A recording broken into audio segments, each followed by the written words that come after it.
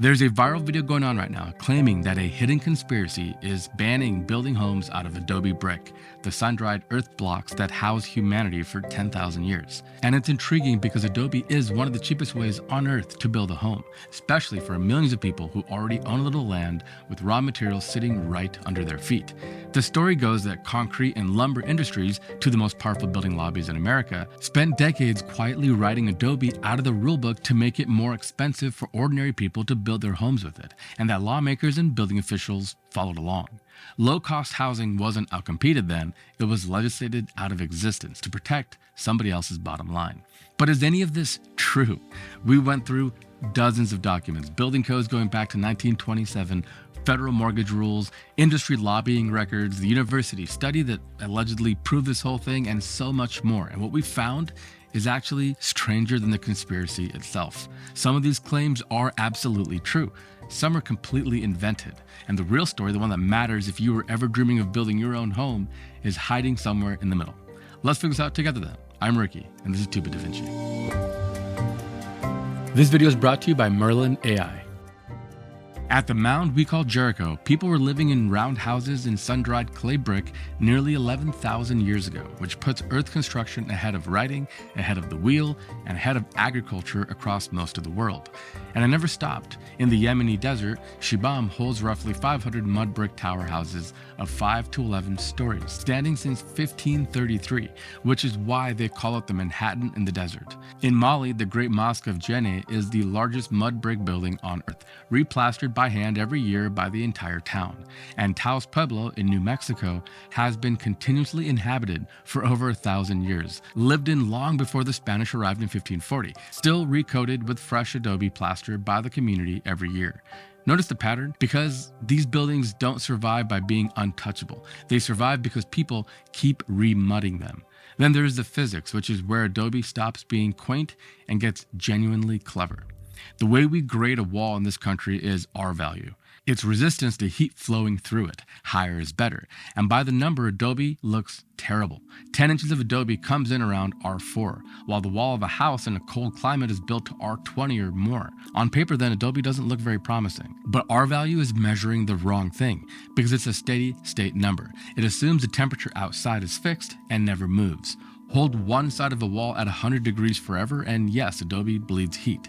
The catch is that no desert on Earth holds still. The temperature out there swings 30 or 40 degrees between afternoon and the dead of night every single day.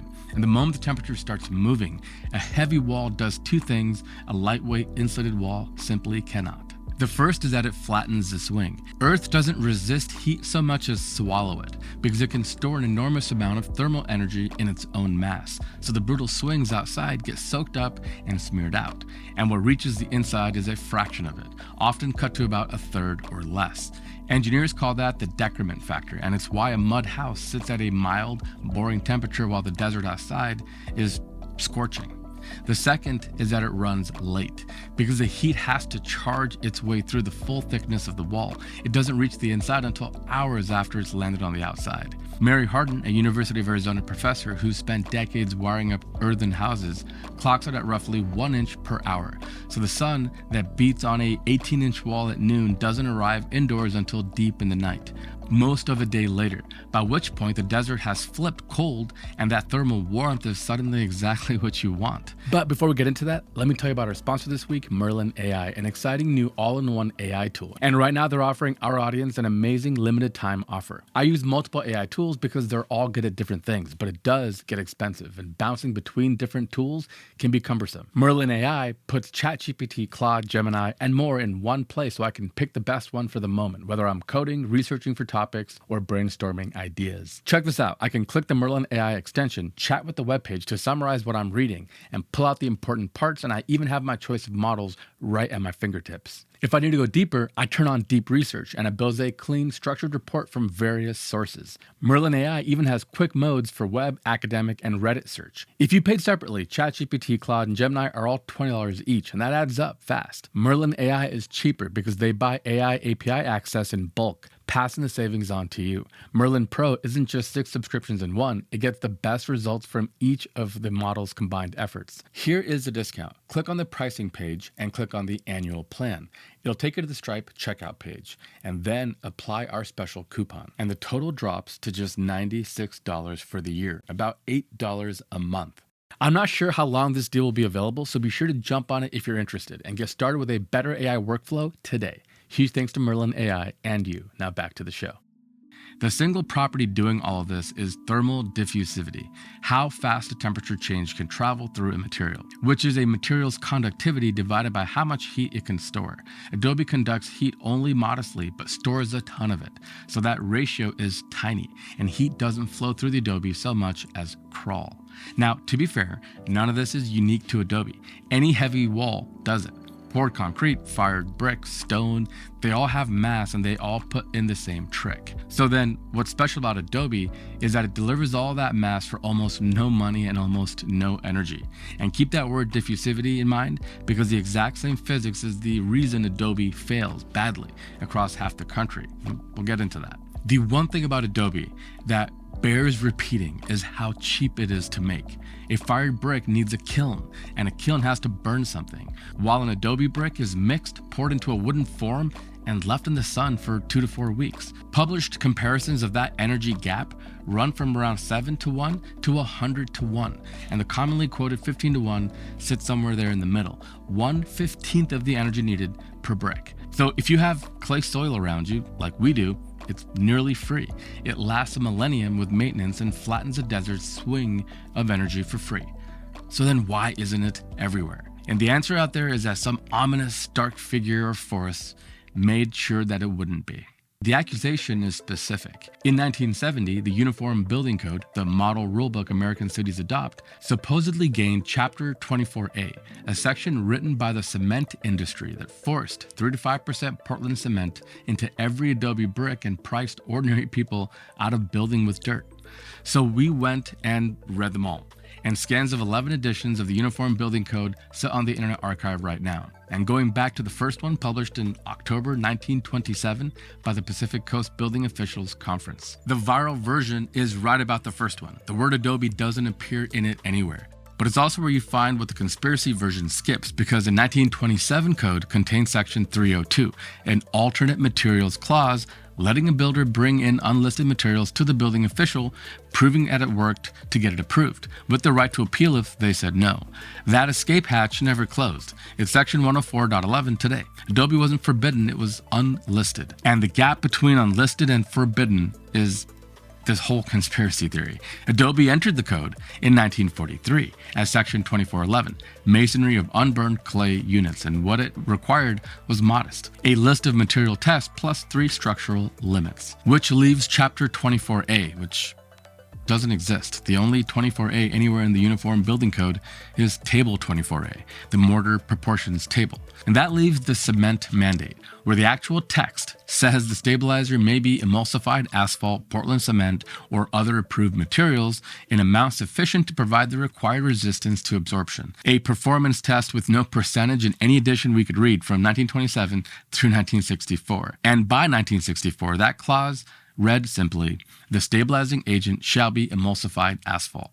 Portland cement had been struck out entirely. The document that supposedly proved a cement conspiracy is the document that stopped allowing it. So as far as the claims that it's big cement and the cement lobbies pushing to make this legal, that does not seem to be the case at all, because these documents removed cement as one of the optional materials. But there is something we found that no one seems to have noticed. From 1949 to 1952 editions, Adobe was moved out of the main code and into the optional appendix, the part that only appears if a city specifically votes or adopts it, returning to the main body in 1955. So for 2 code cycles, in the exact era American housing was being standardized, Adobe was demoted to optional, not banned, but just moved out of the main book.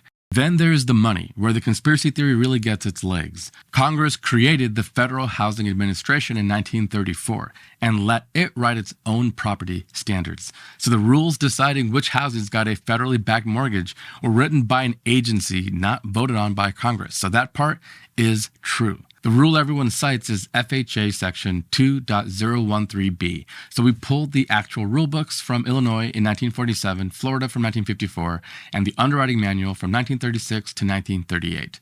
The FHA never numbered anything that way. Requirements ran in hundreds. Individual rules read like 401A or 406J, and no decimal numbering appears anywhere in either book, which makes the section 2.013b not a rule that got repealed, but a citation in a format that doesn't really seem to exist. Reading that underwriting manual turned up the reverse of what the story predicted. A list of construction types the agency considered customary and acceptable: wood frame, brick masonry, poured concrete, and Adobe brick. So the federal agency accused of outlawing Adobe filed it into the same list as wood framing. What really squeezed Adobe out was friction. Build something unconventional, and Section 401I kicked in, sending your house to Washington as a special case, reviewed for structural design and, revealingly, for marketability. And even when you won, the ruling was not to be construed as a general acceptance. So the next builder started all over from scratch all over again. Slow and expensive enough that most people just said screw it and didn't bother. Which brings us to the key accusation that the Portland Cement Association drafted the Adobe Code section and that this is a matter of public legislative record. The cement industry is enormous and does lobby on codes, so this is exactly the kind of claim you want to be true. It fails in a way that can't be fixed.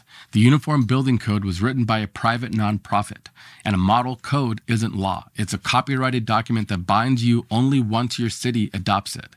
No legislature even drafted it, so no legislative record of who drafted it can even exist. This part is hard to really get to the bottom of. It could have just been that somebody found a real pattern. Codes and mortgages were built around wood and concrete. They got excited and filled the gaps with numbers that felt right instead of numbers they could actually check, which is exactly what happened in this study. In the viral video, one of the key pieces of evidence was a University of Arizona study in 2018, where an Adobe structure and a wooden frame structure built side by side in the desert were monitored for 10 months through outside temperature swings from 48 to 108 degrees Fahrenheit. And Adobe held at 76 degrees interior average, 23% lower heat gain, 40% less temperature variance, and needed 0 months of cooling. Compared to the wood frame structures, 10 months of needed cooling. It was published in Energy and Buildings and Elsevier's journal, cited 47 times. So we dug into this. Energy and Buildings is fully indexed in Crossref, which catalogs essentially every academic paper with a digital identifier. It's paywalled or not. So we pulled the journal's complete publication history on Adobe. Every paper has ever run on this subject. And the list is 1985, 2009, 2016, 2025, and 2 in 2026. There's no 2018 Adobe paper at all. It isn't in OpenAlex, Semantic Scholar, or Google Scholar either. And 2 signature phrases, 23% lower heat gain and 40% less temperature variance, return 0 results on every search engine that honors exact quotes.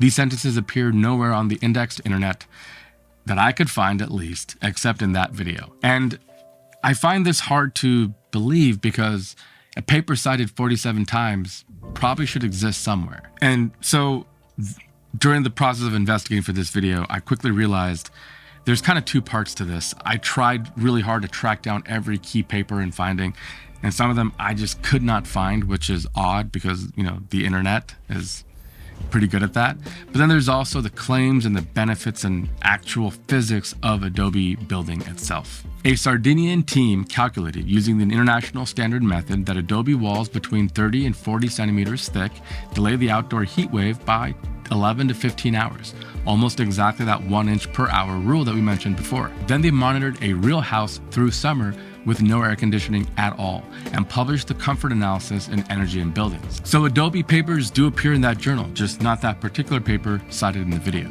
The strongest measured field data comes from rammed earth rather than Adobe. In Valencia, Spain, researchers instrumented a rammed earth building and watched the outside wall surface hit 46 degrees Celsius, while the rooms inside stayed between 22 and 29 degrees, oscillating under 2 degrees across an entire day. So in the interest then of transparency, I realized that Some of these different building types get kind of conflated, even though they're not the same thing. Rammed earth is not exactly the same as Adobe brick, and there's other various types as well. But it appears that some of these findings in articles and videos that you find online are conflating different building types based on performance numbers, because that rammed earth study seems to match exactly what the video was citing. And then there's the real University of Arizona study. Better than the invented one and free to read. Hardin's team built low-cost houses in Tucson with sensors buried in the walls, logging temperature every 15 seconds for a full year. One of them, the Split House, has 18-inch rammed earth walls east and west and R19 insulated wood framing walls north and south. It's a phase shift question, and it's not immediately black and white exactly how much energy savings there would be. And I don't think that the claim that just building houses out of Adobe brick would instantly remove any need for air conditioning, I don't think that's true. It's really hard to say exactly. But thermal mass is real. A massive, large, dense wall will take time. There will be a delay from heat outside ever reaching you. And if it's long enough that by the time it does reach you, it's cool, it does mean that your wall will be radiating heat all night, even though it's cold outside, and you'd have to open windows and stuff. It's tricky, but the physics are valid. I mean, this is true. That's why they build earth homes and rammed earth and all the other types that we've talked about. So there is merit to Adobe brick. Like we mentioned, you don't have to kill and dry. You can make it yourself. Throw in some straw, make a wood form, and you can make your own Adobe bricks and build your own house in a couple of months for cheaper than any other material on planet Earth. That all is true.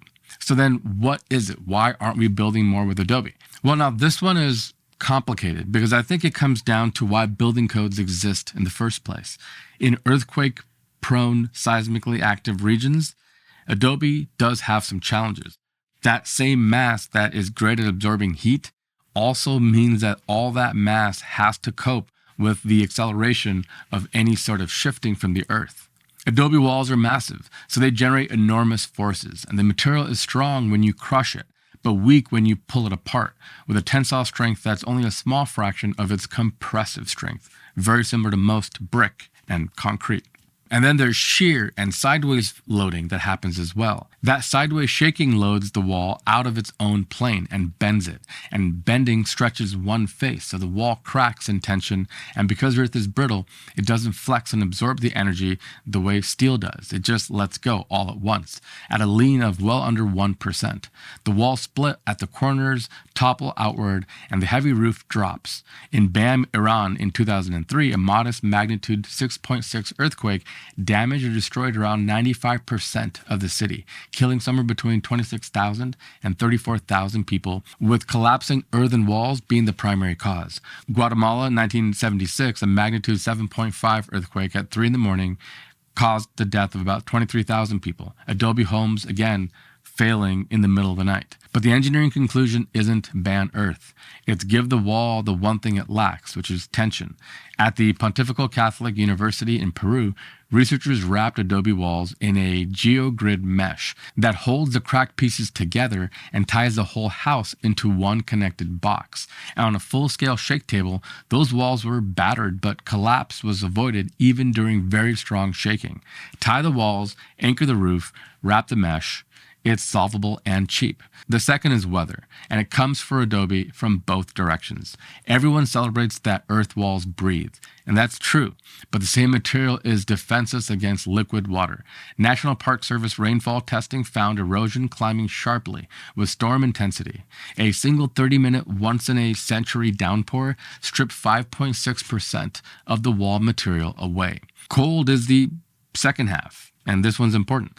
That whole mass trick depends on the temperature reversing every day. The walls dump its heat at night and reload in the morning. In a sustained freeze, the reversal never happens. All that heat is removed out of the walls, they get really cold and just stay there. The daily cycle flatlines and the physics collapses back to just steady state. And at that point, all you're left with is R4 insulation. Same low diffusivity, opposite result. That's why the identical wall that's brilliant in Tucson is a disaster in Minneapolis. So the same Adobe brick wall that works great in Phoenix, Arizona because of that temperature swing probably wouldn't work very well in Chicago, Illinois.